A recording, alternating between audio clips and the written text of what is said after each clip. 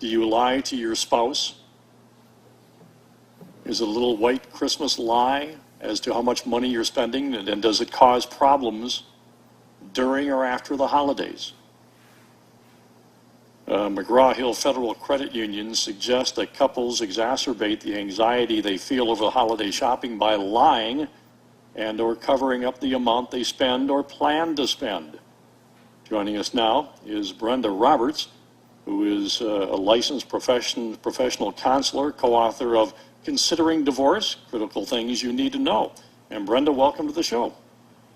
Thank you. Good morning. Glad to be here. So little white Christmas lies, how harmful can they be? They typically add to a lot of stress. Marriage is difficult already, and then you add the financial stressors, especially with the economy being the way it's been, and then on top of that you have the stresses of the holiday and all that pressure to buy, and they can become much bigger than what you had planned on to begin with.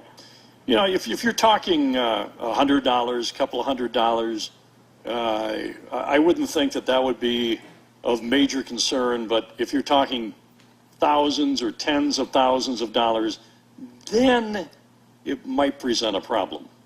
It does. You know, it's difficult all along to go ahead and spend all that money for holidays, and then you look at how am I going to pay for this whenever the bills come in, and that tends to be a conversation that happens after the holidays. Either, you know, people talk and decide they're going to send a gift back because the budget can't bear it, or they decide, well, we're going to go ahead and test this out and make it work for the budget because I really wanted this. You know, the conversations can vary based on the way people view their finances. Yeah. You know, my wife and I have been married 42 years, Brenda, and I'll tell you, getting a gift from my wife is one of the most difficult things that I do on an annual basis. I just honestly don't know what to do every year.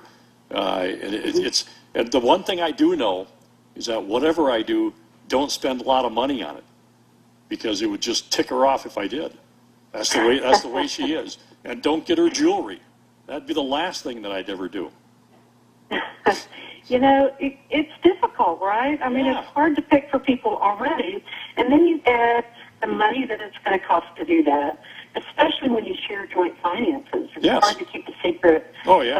So what I've seen people do is, you know, for me and my spouse, we have a budget, and on that budget, we're each allowed a couple of $100 a month each. That's just our money. Mm-hmm. Even though we have joint finances, we know that $200 can be spent however it's going to be spent. And if I want to save it all year and spend it on an extravagant gift for Christmas, so be it. But it's just my finances, and that takes away that pressure of having to hide or having to talk about the money that you spend or answer questions about money that you spend. Yeah, no doubt. I mean, I would love to get my wife something that's really extravagant. I would love to do that and surprise her, but I do know that I would get the look. And that would take the fun out of it. Yeah, you know, people view money differently, and it goes back to our childhood and how we learned to spend money through our parents or those people that were our mentors. So some people view money as a very private thing, and it's frugal, and you're supposed to hold on to it and not spend it. And then others witnessed a family situation where money was spent until you ran out of money, and then you went in debt. So those types of histories impact how we view money in relationships. Where can we get your book, Considering Divorce, Critical Things You Need to Know? You can get it on Amazon.com or Barnes & Noble. Very good. Brenda, have a great weekend, and thank you for joining us. Thank y'all. Bye-bye. Take care. Brenda Roberts.